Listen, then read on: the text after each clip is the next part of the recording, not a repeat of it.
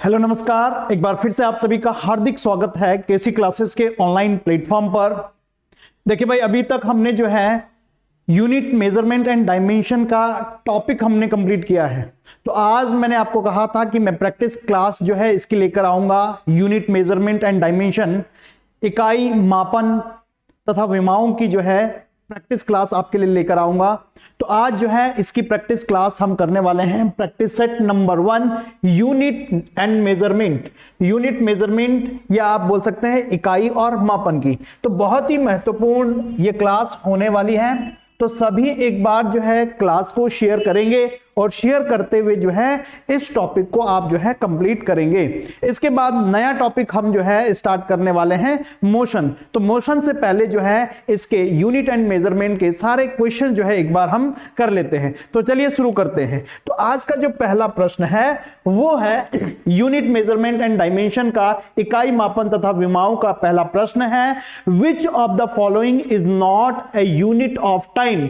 निम्नलिखित में से समय की इकाई कौन सी नहीं है। तो इसका आंसर आपको बताना है। मैंने क्वेश्चन आपसे पूछा था, मैंने जब आपको समझाया था तो मैंने बोला कि इस प्रकार से भी आपके क्वेश्चन पूछे जाते हैं, which is not a unit of. देखो यहां पर आपको ध्यान रखना है, नॉट यानी कौन सी जो है समय की इकाई नहीं है। तो second, minute, hour, light year. तो यहां पर देखें कि अगर आप आंसर करेंगे तो आंसर आप जो है इजीली यहां से आपको मिल सकता है। बट अगर इसमें जो है वो सेकंड की जगह ये दो ऑप्शन में कुछ और ऑप्शन होता तो मुझे लगता, या सेकंड, मिनट, आवर ना देके कुछ और ऑप्शंस होते तो यहां पर आपको जो है लाइट ईयर में कंफ्यूजन होता। तो लाइट ईयर जो है ये आपकी कौन सी, ये आपकी डिस्टेंस मेजर करने की जो है यूनिट होती है। और 1 लाइट ईयर जो है वो कितना होता है, 9.46 इंटू 10⁻15 मीटर के बराबर होता है। यानी इसको हम जो है एस्ट्रोनॉमिकल डिस्टेंस मेजर करने के लिए यूज करते हैं। और सेकंड, मिनट, टाइम, आर जो है ये किसका, ये जो है आपका टाइम की यूनिट होती है। तो इसका आंसर क्या आ जाएगा, आंसर जो है आपका लाइट ईयर जो है इसका करेक्ट आंसर हो जाएगा। क्लियर है। चलिए नेक्स्ट प्रश्न की तरफ हम बढ़ते हैं। अगला प्रश्न है 1 astronomical unit is a distance equal to. बहुत ही महत्वपूर्ण प्रश्न है। मैंने आपको बोला था कि इस प्रकार से जो है क्वेश्चन आपके पूछे जा सकते हैं कि जो प्रैक्टिकल यूनिट्स हैं, प्रैक्टिकल यूनिट्स लेंथ, मास और टाइम की आपसे पूछी जा सकती है। कल भी मैंने आप लोगों को वो सारी यूनिट्स जो है आपको बताई थी और मैक्सिमम टाइम जो है ये क्वेश्चन आपके पूछे जाते हैं। तो चलिए इसका आंसर आप करेंगे, 1 astronomical unit is a distance equal to, खगोलीय, एक खगोलीय इकाई जो है कितनी दूरी के बराबर होती है। खगोलीय इकाई, एस्ट्रोनॉमिकल यूनिट को बोला जाता है खगोलीय इकाई। तो आंसर यहां पर क्या होगा भाई, आंसर बताएं। अगर देखें ये जो है आपका 1 लाइट ईयर एक प्रकाश वर्ष के बराबर होता है, 9.46 इंटू 10⁻15 मीटर। अगर अब आप बात करें तो ये जो है आपके किसके बराबर होता है, ये आपके एक एस्ट्रोनॉमिकल यूनिट के बराबर होता है। अगर देखें यहां पर 10⁸8 मीटर पर सेकंड बोलते तो ये आपकी स्पीड ऑफ लाइट बन जाती, speed of light in vacuum, या आप बोल सकते हैं निर्वात में, या तो आपके किसमें, एयर में जो है ये स्पीड ऑफ लाइट बन जाती 3 इंटू 10⁸8 मीटर पर सेकेंड। तो यहां पर आपसे क्या पूछा गया है, एस्ट्रोनॉमिकल यूनिट पूछा गया है। तो एस्ट्रोनॉमिकल यूनिट के लिए आंसर क्या हो जाएगा आपका, ऑप्शन बी जो है यहां पर करेक्ट आंसर हो जाएगा। अगर आपको 1 लाइट ईयर पूछा जाता तब आंसर आपका 9.46 इंटू 10⁻15 मीटर होता है। इसी प्रकार से लेंथ की एक फर्मी यूनिट होती है, एक एक्सरे यूनिट होती है, एक्सरे यूनिट होती है, इसी तरीके से आर्मस्ट्रॉन्ग यूनिट होती है, ये जो है आपकी स्मॉलेस्ट यूनिट होती है, यानी छोटी इकाइयां होती है। तो ये आप लोगों को पता होना चाहिए। क्लियर है? तो ये मैंने आप लोगों को बताया हुआ है, तो ये भी आप लोगों को याद होनी चाहिए कि एक फर्मी, एक एक्सरे यूनिट, एक आर्मस्ट्रॉन्ग कितने मीटर के बराबर होती है, तो ये भी आप लोगों को पता होना चाहिए। तो इसका आंसर हो जाएगा आपका ऑप्शन बी। चलिए नेक्स्ट प्रश्न की तरफ हम बढ़ते हैं। अगला प्रश्न है Chandrashekhar unit is unit of. Chandrashekhar इकाई किसकी इकाई है, यानी चंद्रशेखर यूनिट से हम क्या मेजर करते हैं। अगेन ये भी आपकी एक प्रैक्टिकल यूनिट है, और प्रैक्टिकल यूनिट किसकी है भाई? क्या ये मास को मेजर करने की प्रैक्टिकल यूनिट है, या ये जो है मास के अलावा हम लेंथ को मेजर करने की बोल सकते हैं, या समय को मेजर करने की यूनिट बोल सकते हैं। तो अगर हम वन CU चंद्रशेखर यूनिट की बात करते हैं, तो वन चंद्रशेखर यूनिट जो है ये किसको मेजर करता है, तो आंसर आपका क्या होना चाहिए? कल भी मैंने आप लोगों को ये बताया है। तो आंसर क्या हो जाएगा इसका? आंसर जो है ना तो ये लेंथ को मेजर करने की यूनिट है, ना ये टाइम को मेजर करने की यूनिट है, ये जो है मास को मेजर करने की यूनिट है, यानी द्रव्यमान को मेजर करने की यूनिट होती है आपकी चंद्रशेखर यूनिट। तो आंसर आपका कौन सा हो जाएगा? ऑप्शन सी जो है आपका करेक्ट आंसर हो जाएगा। अब नेक्स्ट क्वेश्चन में देखेंगे कि एक चंद्रशेखर यूनिट होती क्या है एक्चुअली। ठीक है, तो वो हम जो है अगले प्रश्न में देखते हैं। अगला प्रश्न है one Chandrasekhar unit is equal to. एक चंद्रशेखर यूनिट जो है ये किसके बराबर होती है? तो आंसर आपका क्या आना चाहिए? जल्दी से आप लोग जो है इसका आंसर करेंगे। तो एक चंद्रशेखर यूनिट जो है वो किसके बराबर होती है, तो इसका करेक्ट आंसर आपका क्या होना चाहिए? तो यहां पर देखिए 8.48 times the mass of sun, 6.48 times the mass of sun, 4.48 times the mass of sun, 1.48 times the mass of sun। तो आंसर क्या होगा? तो आंसर क्या होना चाहिए भाई इसका? कल भी मैंने आपको बताया है कि कितना गुना जो है ये सूर्य के द्रव्यमान के गुना होता है। तो यानी वन चंद्रशेखर यूनिट जो है ये किसके बराबर होता है? अगर आपसे बोला जाए सबसे पहले मास ऑफ सन, यानी सूर्य का द्रव्यमान, अगर आपसे सूर्य का द्रव्यमान जो है पूछा जाए तो सूर्य का द्रव्यमान कितना होता है अप्रोक्सीमेटली?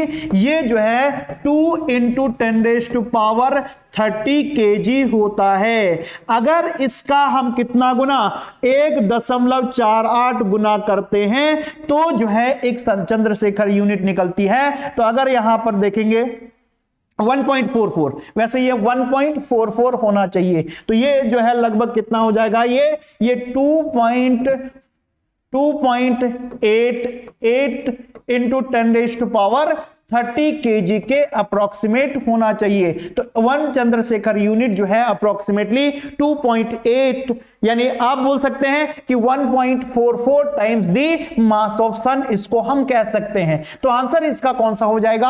ऑप्शन डी जो है आपका करेक्ट आंसर हो जाएगा। तो आपको मास ऑफ द सन यानी सूर्य का द्रव्यमान भी आपसे पूछा जा सकता है। तो आंसर उसका 2 × 10⁻, क्या हो जाएगा भाई? 30 kg हो जाएगा। तो इसके लिए करेक्ट आंसर क्या होगा? ऑप्शन डी जो है करेक्ट आंसर आपका बन जाएगा। ठीक है, चलिए नेक्स्ट प्रश्न की तरफ हम बढ़ते हैं। अगला प्रश्न है कौन सा है भाई? देख लीजिए। The shake is the unit of. Shake जो है वो किसकी यूनिट है? शेक या वो लेंथ की यूनिट है, टाइम की यूनिट है, मास की यूनिट है, या इनमें से, यानी ये दूरी, लंबाई की या समय की, द्रव्यमान की इकाई है, या इनमें से किसकी इकाई नहीं है? तो आंसर क्या होगा भाई इसका? तो आंसर क्या होगा? जब भी हमने बोला, मैंने क्या बोला कि सेक जो है ये पुरानी इकाई है, किसको मापने की? ऑब्सोलीट इकाई है, किसको मापने की? तो आंसर क्या होना चाहिए आपका? जल्दी से बताएं। आंसर जो है है ये सेक जो है पुरानी यूनिट, ऑब्सोलीट यूनिट है किसकी, टाइम को मेजर करने की। और एक शेक के बराबर जो है वो कितना होता है, 1 shake is equal to 10⁻⁻8 second होता है। ये भी आपको ध्यान रखना है कि एक शेक जो है वो 10⁻⁻8 सेकंड के बराबर होता है। तो आंसर इसका क्या हो जाएगा, आपका करेक्ट आंसर आपका ऑप्शन बी हो जाएगा। क्लियर है? तो इस प्रकार से आपको ये सारी जो है यूनिट्स आपको ध्यान में रखनी है। चलिए नेक्स्ट क्वेश्चन की तरफ हम बढ़ते हैं। अगला है the units used to measure derived quantities are known as. व्युत्पन्न राशियों को मापने के लिए, व्युत्पन्न राशियों को मापने के लिए, व्युत्पन्न राशियों को मापने के लिए उपयोग की जाने वाली इकाइयों को किस रूप में जाना जाता है? तो वो जो है वो कौन सी यूनिट होती है जिनसे जो है व्युत्पन्न राशियां बनती हैं या व्युत्पन्न जो है आपकी इकाइयां बनती है, तो वो कौन सी होंगी? तो हमने कितने प्रकार की राशियों के बारे में पढ़ा है? हमने 3 प्रकार की राशियों के बारे में पढ़ा है। कौन कौन सी? एक तो आपकी मौलिक इकाइयां या मौलिक राशियां होती हैं, दूसरी आपकी जो है व्युत्पन्न इकाई या व्युत्पन्न राशियां होती हैं, तीसरा हमने पूरक इकाई या पूरक राशियों के बारे में पढ़ा है। तो यहां पर क्या बोला है कि जो derived quantities are known as, तो the unit used to measure derived quantities, तो उनको क्या बोला जाता है? तो जो डिराइव्ड क्वांटिटी की यूनिट होगी, डिराइव्ड क्वांटिटी की यूनिट होगी, तो ये आपकी कौन सी यूनिट बन जाएगी? डिराइव्ड यूनिट्स बन जाएगी। तो आंसर आपका क्या होना चाहिए? Derived units. यानी जो आपकी व्युत्पन्न राशियां हैं, तो व्युत्पन्न राशियों के लिए आप जो इकाई का इस्तेमाल करते हैं वो कौन सी होती है? व्युत्पन्न इकाइयां होती है। ये बेस यूनिट जो है ये किसके लिए करते हैं आप? ये जो है आप फंडामेंटल क्वांटिटी के लिए, फंडामेंटल क्वांटिटी या जिसको हम क्या बोलते हैं, मौलिक राशियों को रिप्रेजेंट करने के लिए, मौलिक राशियों को रिप्रेजेंट करने के लिए आप बेस यूनिट यूज करते हैं। स्केलर यूनिट आपको पता है जिस फिजिकल क्वांटिटी का मैग्नीट्यूड के साथ मैग्नीट्यूड और यूनिट होती है, पर वो क्वांटिटी दिशा पर निर्भर नहीं करती है, तो ऐसे को हम क्या बोलते हैं? स्केलर क्वांटिटी कहते हैं। तो इसका आंसर हो जाएगा आपका डिराइव्ड यूनिट। क्लियर है? चलिए नेक्स्ट प्रश्न की तरफ हम बढ़ते हैं। अगला प्रश्न देखिए भाई, parsec is the unit of, देखो बहुत ही महत्वपूर्ण प्रश्न है। Parsec is the unit of, parsec जो है ये किसकी इकाई है? ये पार्सेक जो है ये किसकी इकाई है? पार्सेक किसकी? समय की, ये डिस्टेंस दूरी की, सनलाइट इंटेंसिटी की, या मास की यानी द्रव्यमान की। सनलाइट इंटेंसिटी का मतलब है कि ये सूर्य के तीव्रता की जो है यूनिट है, ये द्रव्यमान की यूनिट है। तो आंसर क्या होना चाहिए भाई? मैंने भी आपको बोला है कि पार्सेक जो है, लाइट ईयर और पार्सेक में रिलेशन आप लोगों को पता होना चाहिए। तो इसमें क्या रिलेशन होता है? कल भी मैंने आप लोगों को बताया था कि रिलेशन जो है इसमें क्या होता है। तो ये पार्सेक जो है, ये पार्सेक, तो यहां पर सेकंड देख के आपको कंफ्यूज नहीं होना है। यहां पर सेक देख के, सेकंड देख के ये मत लगा देना कि ये समय की यूनिट है। आंसर आपका गलत हो जाएगा, क्योंकि बहुत स्टूडेंट ऐसी ही गलती करते हैं, पार्सेक में सेकंड देखा और इसको बता दिया कि ये समय की यूनिट है, जो कि आपका इनकरेक्ट है। पार्सेक जो है ये एस्ट्रोनॉमिकल डिस्टेंस को मेजर करने की सबसे बड़ी इकाई यूनिट होती है, यानी डिस्टेंस मेजर करने की सबसे बड़ी इकाई होती है। अगर हम बात करें कि एक पार्सेक के बराबर जो है, एक पार्सेक के बराबर जो है वो कितना होता है, तो एक पार्सेक जो है 3.26 प्रकाश वर्ष का होता है, लाइट ईयर का होता है, प्रकाश वर्ष का होता है, या आप कह सकते हैं एक पार्सेक जो है 3.26 लाइट ईयर के बराबर होता है। तो ये भी आपको ध्यान रखना है। तो आंसर क्या हो जाएगा, ना तो ये समय की है, ना सनलाइट इंटेंसिटी की है, ना द्रव्यमान की है, तो ये जो है डिस्टेंस को मेजर करने की इकाई होती है। ठीक है जी, क्लियर है। चलिए नेक्स्ट क्वेश्चन की तरफ हम बढ़ते हैं। अगला प्रश्न है, अगला प्रश्न देख लीजिए भाई।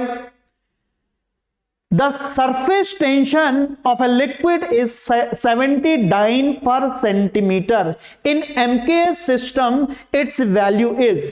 कल हमने जो है समझा था कौन सा, यूनिट सिस्टम या इकाई प्रणाली या इकाई पद्धति।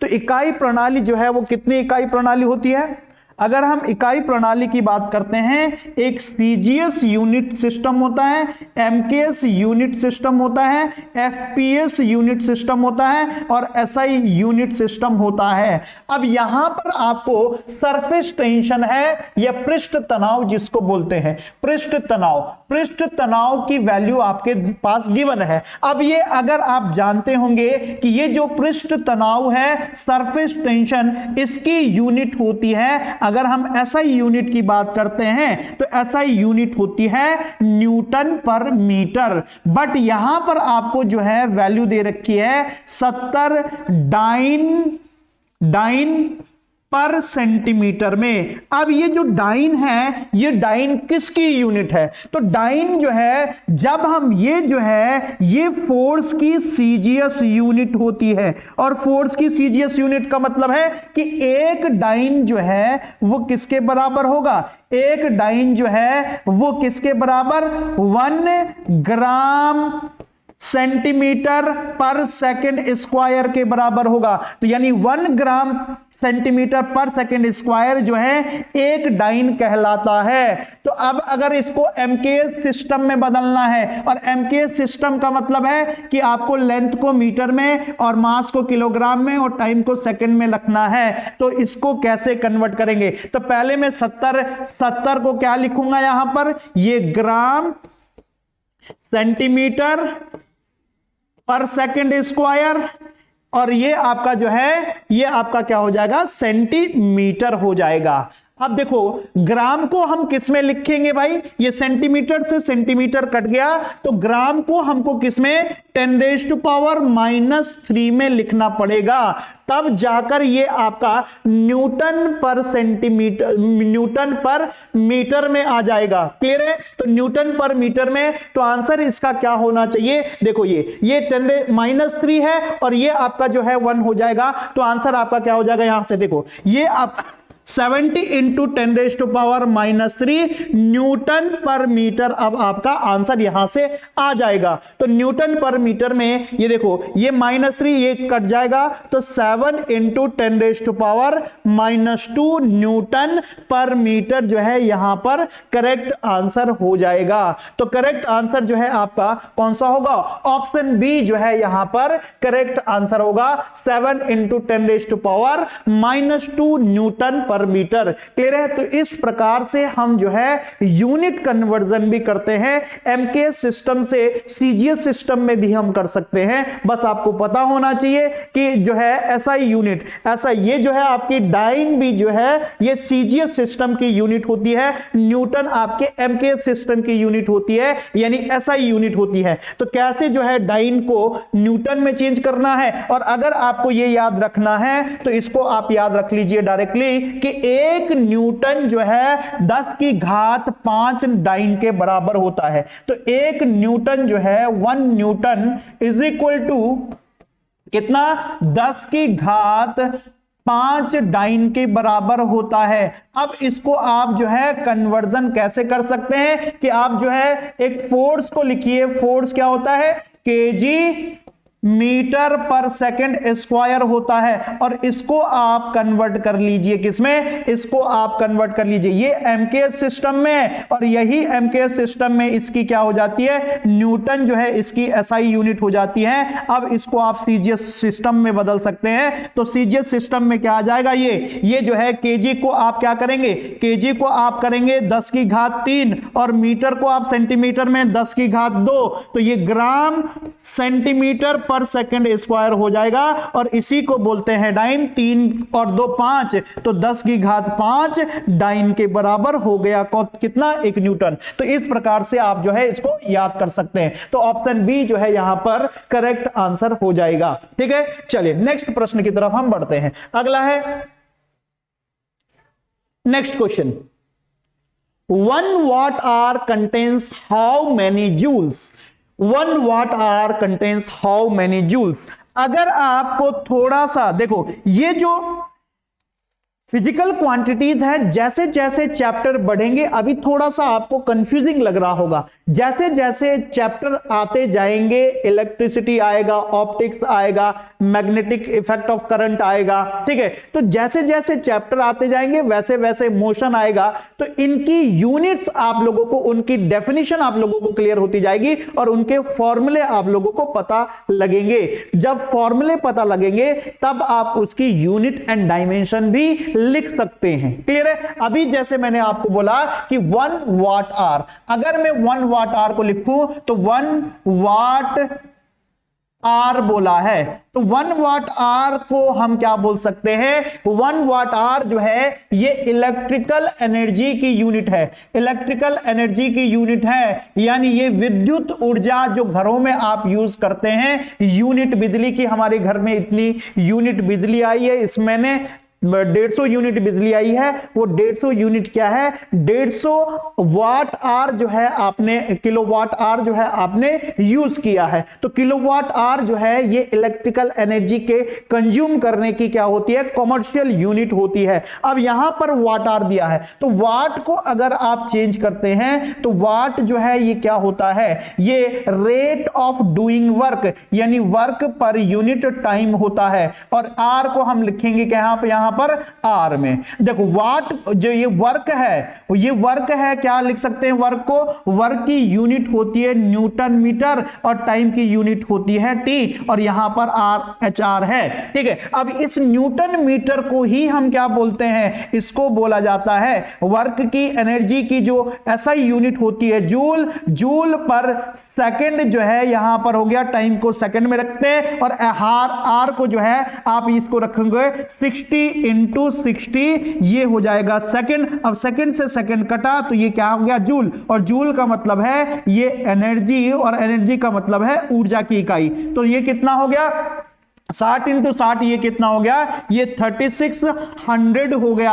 अब ऑप्शन आपके पास क्या है, जूल के बराबर, यानी 1 वाट आवर जो है 3600 जूल के बराबर हो जाएगा। तो अगर हम यहां पर जो है दशमलव लगाएं तो आप जो है कितनी जो है पावर ले सकते हैं, आप जो है 3 पावर 3.6 इंटू 10⁻³ जूल के बराबर, ये आपका करेक्ट आंसर हो जाएगा। क्लियर है। तो ऑप्शन आपका कौन सा होगा, ऑप्शन सी जो है आप करेक्ट आंसर यहां पर कर सकते थे। तो आप वाट आवर को इलेक्ट्रिकल एनर्जी, वैसे इलेक्ट्रिकल एनर्जी की किलोवाट आवर होती है, किलोवाट आवर होती है, ये 3.6 इंटू 10⁻6 जूल के बराबर होता है। तो ये जो है 1 किलोवाट आवर जो है 3.6 इंटू 10⁻6 जूल के बराबर होता है। तो ये आपको ध्यान रखना है। ठीक है, चलिए नेक्स्ट क्वेश्चन की तरफ हम बढ़ते हैं। अगला प्रश्न है, in the given option the supplementary unit, पूरक इकाई, विभिन्न विकल्पों में से आपको पूरक इकाई ढूंढनी है, तो इनमें से पूरक इकाई कौन सी होगी, पूरक इकाई आपको यहां पर ढूंढनी है। तो सप्लीमेंट्री यूनिट इनमें से कौन सी है, तो आप बताएं भाई इसका आंसर क्या होना चाहिए। तो सप्लीमेंट्री यूनिट, जब भी मैंने आपको पूरक इकाई, तो पूरक इकाई किसकी होती है भाई, पूरक राशियों की होती है, सप्लीमेंट्री क्वांटिटी की होती है। और पूरक राशि जो है वो कौन से होते हैं? एंगल होते हैं, या हम बोल सकते हैं कोण होते हैं। और कोण जो है दो प्रकार के होते हैं, एक आपका प्लेन एंगल होता है और दूसरा आपका जो है कौन सा होता है? सॉलिड एंगल होता है। प्लेन का मतलब है समतल कोण, समतल का मतलब क्या होता है भाई? दो लाइन के बीच ठोस कोण, ये जो है किसके द्वारा? स्फीयर द्वारा सेंटर पर जो प्रतिपादित कोण होता है उसको हम सॉलिड एंगल बोलते हैं। प्लेन एंगल की यूनिट क्या होती है? रेडियन होती है। और अगर हम इसकी बात रेडियन या डिग्री, और सॉलिड एंगल की क्या होती है? स्टेरेडियन होती है। क्लियर है? तो यहां पर आपके क्या हो गया कि प्लेन एंगल जो है इसका जो है ये जो प्लेन एंगल की यूनिट जो है वो सप्लीमेंट्री यूनिट होती है। क्लियर है? तो ऑप्शन सी जो है यहां पर करेक्ट आंसर हो जाएगा। क्लियर है? चलिए नेक्स्ट क्वेश्चन की तरफ हम बढ़ते हैं। अगला प्रश्न है, the dimensions of kinetic energy is same as that of। तो यहां पर क्वेश्चन पूछा गया है कि गतिज ऊर्जा की विमा जो है, गतिज ऊर्जा की जो विमा है वो किसके समान होती है? वो बल के समान होगी, वो जो है दाब के समान होगी, वो जो है कार्य के समान होगी, या वो जो है संवेग के समान होती है? अगर यहां पर देखो जो काइनेटिक एनर्जी की जो डायमेंशन को इक्वल होने के लिए उनकी यूनिट भी, इकाई भी बराबर होनी चाहिए। अब इसकी काइनेटिक एनर्जी और एनर्जी की जो है वो इकाई जो है वो क्या होती है? वो होती है जूल। तो जूल इसकी जो है इकाई है। तो फोर्स की होती है न्यूटन, प्रेशर की होती है न्यूटन प्रति मीटर स्क्वायर, वर्क की होती है जूल, और संवेग की होती है मीटर, ये क्या सॉरी केजी मीटर प्रति सेकंड। ये जो है आपकी इकाइयां होती है। तो बताओ एनर्जी की यूनिट किसके बराबर? जूल जो है किसकी यूनिट है? जूल जो है यहां पर किसकी यूनिट आ जाएगी? वर्क की यूनिट, कार्य की यूनिट जो है वो जूल आ जाएगी। तो दोनों की यूनिट, वर्क और एनर्जी की यूनिट जो है वो आपकी समान है। और ऐसे भी डिफाइन किया जाता है कि capacity of doing work is known as energy, यानी कार्य करने की क्षमता को ही क्या बोला जाता है? उस पिंड की ऊर्जा कहा जाता है। यानी ऊर्जा और कार्य बराबर होते हैं, दोनों को बराबर पैमाने से मापा जाता है, जिसका पैमाना मापन जो है हम किसमें? जूल में करते हैं, या जूल को हम न्यूटन मीटर भी बोल सकते हैं। क्लियर है? तो करेक्ट आंसर इसका ऑप्शन सी हो जाएगा। नेक्स्ट क्वेश्चन की तरफ चलते हैं। अगला प्रश्न है, Fermi is the unit of. Fermi जो है ये किसकी यूनिट है, किसकी इकाई है? तो आंसर आपका क्या होना चाहिए भाई? बता दीजिए। और फर्मी मैंने कल आपको बताया कि फर्मी जो है ये एक प्रैक्टिकल यूनिट है, किसको मेजर करने की? सबसे छोटी इकाई है। अब सबसे छोटी इकाई है किसको मेजर करने की? तो आंसर आप लोग जो है मुझे बता सकते हैं। तो आंसर यहां पर क्या होगा भाई? हाँ जी, आंसर क्या होगा? बिल्कुल आंसर क्या होना चाहिए यहां पर? ये जो है फर्मी सबसे छोटी इकाई है किसको? ये लेंथ को मेजर करनी, यानी डिस्टेंस को मेजर करने की। तो यानी ये जो है डिस्टेंस को मेजर करने की सबसे छोटी इकाई होती है। तो 1 फर्मी यूनिट बराबर, 1 फर्मी यूनिट जो है वो किसके बराबर होती है? 10 की घात -15 मीटर के बराबर होता है। ये ध्यान भी आपको रखना है कि एक फर्मी यूनिट जो है वो कितने? 10 की घात -15 मीटर के बराबर होती है। क्लियर है? तो ये भी आप लोगों को क्लियर होना चाहिए। चलिए नेक्स्ट क्वेश्चन की तरफ हम बढ़ते हैं। अगला प्रश्न है, SI unit of latent heat. तो लेटेंट हीट, गुप्त उष्मा का SI मात्रक क्या होता है?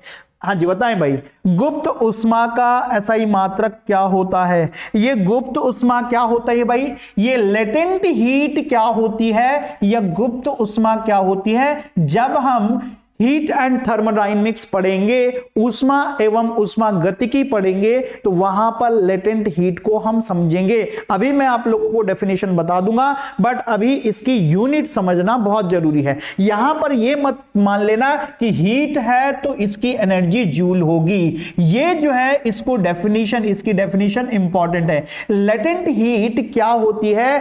किसी भी बॉडी या किसी भी मास को उसकी स्टेट में बदलने की, एक स्टेट से दूसरे स्टेट में बदलने के लिए पर यूनिट मास जो है कितनी एनर्जी देनी पड़ती है, उसी को उस पर्टिकुलर बॉडी की क्या बोला जाता है? लेटेंट हीट बोला जाता है। यानी अगर हमको जो है ये वाटर है और वाटर को हमको किस में बदलना है? वाटर को हमको जो है ये लिक्विड को, वाटर लिक्विड स्टेट में है और इस लिक्विड स्टेट को हमको जो है किसमें? इसके वेपर स्टेट में या गैसियस स्टेट में इसको कन्वर्ट करना है। अब पर यूनिट मास ऑफ वाटर के लिए कितनी एनर्जी, यानी कितनी एनर्जी हमको यहां पर क्या हीट इसको देनी पड़ेगी, कितनी एनर्जी जूल पर यूनिट मास इसको देनी पड़ेगी कि ये किसमें, ये लिक्विड से वेपर में कन्वर्ट हो जाए। तो उस ऊर्जा को हम क्या बोलते हैं? उस ऊर्जा को लेटेंट हीट कहते हैं। तो जूल पर यूनिट मास है, यानी एनर्जी पर यूनिट मास है। तो यहां पर इसको रखेंगे energy per unit mass given to change the state of the body. Energy की यूनिट क्या होती है? एनर्जी की यूनिट होती है जूल, और अगर हम मास की यूनिट की बात कर रहे हैं तो मास की यूनिट होती है किलोग्राम। तो जूल पर केजी जो है इसकी करेक्ट आंसर हो जाएगा। क्लियर है? तो जूल पर केजी क्या होना चाहिए? जूल पर केजी जो है इसका करेक्ट आंसर। तो कहां है जूल पर केजी? तो जूल पर केजी इनवर्स है। तो आंसर आपका देखो, इसी को क्या लिख सकते हैं? जूल पर केजी, या इसी को लिख सकते हैं joule KG inverse, joule KG inverse. तो आंसर आपका कौन सा हो जाएगा? ऑप्शन ए जो है वो करेक्ट आंसर हो जाएगा। क्लियर है? तो answer A is correct answer. चलिए नेक्स्ट क्वेश्चन की तरफ हम बढ़ते हैं। अगला प्रश्न है, क्या है भाई? देख लीजिए अगला प्रश्न। Pascal second has the dimension of, pascal second has the dimension of. तो ये प्रेशर की है, कोफिशिएंट ऑफ विस्कोसिटी की है, या एनर्जी की है, या ये फोर्स की है? तो पास्कल सेकंड जो है ये किसकी जो है इकाई होती है? तो पास्कल जो है अगर हम बात करें तो पास्कल जो है ये आपकी प्रेशर की यूनिट होती है। और देखिए यहां पर पास्कल, यहां पर देखिए, अब आप इसको एलिमिनेट कर सकते हैं। कैसे एलिमिनेट कर सकते हैं? कि देखें कि पास्कल जो है ये इसकी प्रेशर की यूनिट होती है पास्कल, और पास्कल क्या होता है? ये न्यूटन पर मीटर स्क्वायर। और एनर्जी की यूनिट होती है आपकी न्यूटन मीटर, और फोर्स की यूनिट होती है न्यूटन। तो यहां पर पास्कल सेकंड किसकी? जब हम लॉ ऑफ विस्कोसिटी पढ़ेंगे, न्यूटन्स लॉ ऑफ विस्कोसिटी पढ़ेंगे, तो विस्कोसिटी से हमको पता लग जाएगा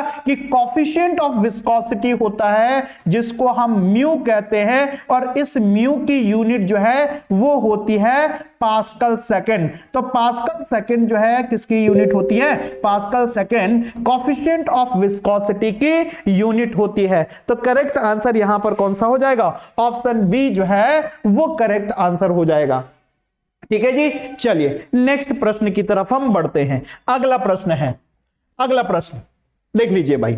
अगला प्रश्न है, according to the principle of homogeneity in a dimensional equation, एक आयामी समीकरण में, विमीय समीकरण में एकरूपता के सिद्धांत के अनुसार क्या होता है? कल मैंने आपको डायमेंशंस पढ़ाई है। तो according to principle of dimension, तो प्रिंसिपल, डायमेंशन का जो प्रिंसिपल है, सिद्धांत है, किस पर आधारित है? तो वो क्या कहता है कि कोई भी फिजिकल क्वांटिटी की जो इक्वेशन है वो तभी जो है वो करेक्ट होगी जब उसकी, देखो मैंने क्या बोला, force is equal to mass into acceleration. ये इक्वेशन तभी करेक्ट होगी जब इस साइड की जो डायमेंशन है, यानी लेफ्ट हैंड साइड की जो डायमेंशन है वो राइट हैंड साइड के डायमेंशन के बराबर होगी। अगर ये इनकरेक्ट होंगे तो वो जो है फिजिकल इक्वेशन का जो समीकरण है वो इनकरेक्ट होगा। तो यही जो है वो जो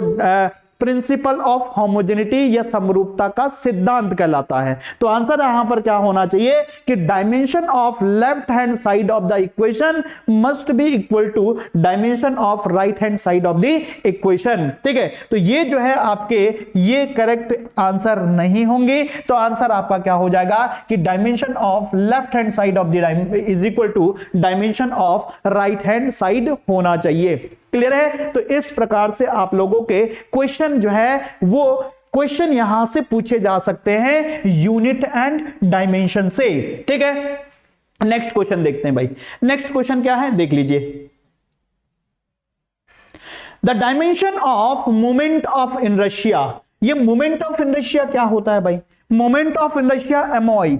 एमओआई अगर आपसे पूछा जाए इसको क्या बोला जाता है? ये मोमेंट ऑफ इनर्शिया जिसको बोला जाता है एमओआई, और इसको रिप्रेजेंट किया जाता है आई से रिप्रेजेंट किया जाता है। ये मोमेंट ऑफ इनर्शिया किसी बॉडी का जो है वो घूर्णन के प्रति प्रतिरोध को दर्शाता है। यानी किसके अबाउट? यानी ये जो है अगर हम बात करें कि अगर किसी एक्सिस के अबाउट ये रोटेट हो रहा है तो उस रोटेशन के अगेंस्ट ये किसी बॉडी का रेजिस्टेंस है। घूर्णन के प्रति प्रतिरोध किसी बॉडी का किसी एक्सिस के अबाउट किसी अक्ष के दौरान, तो वही उसका क्या कहलाता है? मोमेंट ऑफ इनर्शिया कहलाता है। और डिफाइन कैसे करते हैं इसको? मोमेंट ऑफ इनर्शिया जो है ये आपका डबल मोमेंट ऑफ एरिया होता है। अब अगर बात करें ए इंटू वाई बार, और इसका अगर हम डबल जो है क्या करें डबल मोमेंट ऑफ इनर्शिया निकालें तो ए इंटू वाई बार का स्क्वायर, इसी को हम मोमेंट ऑफ इनर्शिया कहते हैं। अब आपको पता है एरिया की यूनिट क्या होगी? एरिया की यूनिट होगी मीटर स्क्वायर, और वाई बार ये आपकी डिस्टेंस है, तो डिस्टेंस की यूनिट का स्क्वायर यानी ये भी होगा आपका मीटर स्क्वायर। तो यानी मोमेंट ऑफ इनर्शिया की यूनिट क्या होगी? ये जो है आपका m की पावर 4 हो जाएगी, यानी r की पावर 4। अगर इसको किसमें डायमेंशन में लिखें तो m की पावर 0, l की पावर 4 और t की पावर क्या होगी यहां पर 0। तो m0 l की पावर 4 t की पावर 0। तो करेक्ट आंसर आपका कौन सा होगा? देख लीजिए भाई यहां पर moment of dimension of moment of inertia, तो यहां पर करेक्ट आंसर नहीं लिखा गया है mlt-1। ये तो फोर्स का होता है, ये जो है ml स्क्वायर नहीं होगा मोमेंट ऑफ इनर्शिया। और ये आपका हाँ, अगर यहां पर देखो, यहां पर आपको करेक्टली नहीं बोला गया है। एक होता है मास मोमेंट ऑफ इनर्शिया, एक होता है आपका एरिया मोमेंट ऑफ इनर्शिया। अगर मास मोमेंट ऑफ इनर्शिया तो ये मास इनटू क्या होता है? मास का मोमेंट डबल मोमेंट, तो मास इनटू वाई बार का स्क्वायर होगा, यानी ये आपका जो है मास का क्या होगा? केजी मीटर स्क्वायर होगा। अगर एरिया मोमेंट ऑफ इनर्शिया की बात करते हैं तब वो आपका मीटर की पावर 4 होगा। तो यहां पर देखिए केजी को हम क्या लिख सकते हैं? एल लिख सकते हैं, केजी को मास, और एल को हम पावर 2 लिख सकते हैं, और टी की पावर यहां पर 0 होगी। तो आपसे यानी इसका मतलब है ऑप्शन में आपको मास मोमेंट ऑफ इनर्शिया पूछा गया है, और मास मोमेंट ऑफ इनर्शिया क्या हो जाएगा आपका? ml की पावर 2 हो जाएगी। एरिया मोमेंट ऑफ इनर्शिया क्या होता है? Area moment of inertia m की पावर 4, m0 l4 और t0 होगा। तो करेक्ट आंसर इसका कौन सा हो जाएगा? ऑप्शन बी जो है इसका करेक्ट आंसर हो जाएगा। क्लियर है? तो इतने ही क्वेश्चन थे आज के लिए। तो आई होप आप लोगों को ये चैप्टर जो है अच्छे से समझ आया होगा और ये क्वेश्चन जो है आपके लग पाए होंगे। तो आगे जो है और क्वेश्चंस की आप जो है खुद प्रैक्टिस करें, और इसके जो है शॉर्ट नोट्स भी आप लोग जो है रेगुलरली बनाएं। ठीक है, तो नेक्स्ट वीडियो में मिलते हैं, और नेक्स्ट क्लास में जो है मैं इसके और इंपॉर्टेंट थोड़ा सा इसका लेवल थोड़ा सा बढ़ाएंगे, वो लेवल बढ़ाकर जो है क्वेश्चंस यहां पर हम इसके करेंगे, और उसके बाद जो है मोशन का चैप्टर हम स्टार्ट करने वाले हैं। क्लियर है? आई होप आप लोगों को ये आज का जो है ये प्रैक्टिस सेशन जो है इसमें आपको एंजॉय आया होगा, मजा आया होगा। अगर मजा आया है तो लाइक और शेयर जो है जरूर करें, और वीडियो को जो है शेयर जरूर करते हुए जिन्होंने अभी तक चैनल को सब्सक्राइब नहीं किया है वो चैनल को सब्सक्राइब जरूर करें। चलिए मिलते हैं कल अगली क्लास में, तब तक के लिए अपना ख्याल रखिएगा। थैंक यू, धन्यवाद। जय हिंद, जय उत्तराखंड, गुड नाइट।